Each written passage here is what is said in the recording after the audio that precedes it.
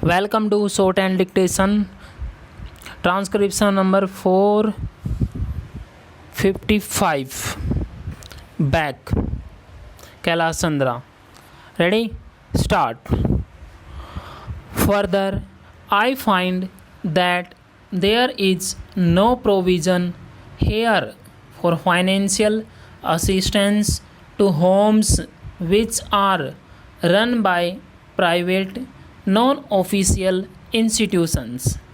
If a child is entrusted to some private individual who is willing to take charge of him, I think that will be the most satisfactory method of looking after the child. If there are such persons and if they are poor, there is no reason why the state should not assist them. Of course, you have to have a proper supervising agency to see that the child is being looked after well and is being treated well. But subject to this condition, there should be an effort to put as many children as possible in homes, especially in homes where there are no children, where they can be looked after well as their own children, and if poor people are willing to take them, they should be assisted. A multiplicity of methods is required for this purpose, and it is not a question of either having state homes or nothing at all. Sir, to turn these children's homes and the special schools, a special type of individuals is needed. Full stop. It is necessary to select people who are psychologically fit to deal with these children. It requires a great deal of affection and patience to deal with these delinquent children.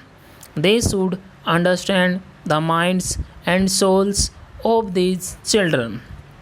So, only people with natural sympathy who can deal with them with great deal of patience should be selected. Full stop. If recruitment is made just as government officials are concerned, then I do not think these homes will be run satisfactorily. It is prescribed that sociological experts and others are to be on the boards. I do not know whether expert knowledge is needed to decide whether a child is neglected or whether expert knowledge is not needed to look after a child when he is put into a children's home and into a special school.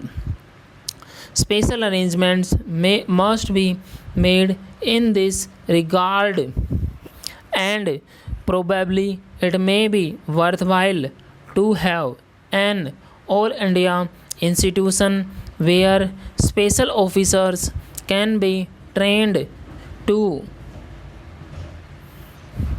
be sent to look after the children's homes in all the states as well as in the union territories. This is as a matter which requires a great deal of consideration. I hope, sir, that as a result of this bill, beggars will become extinct.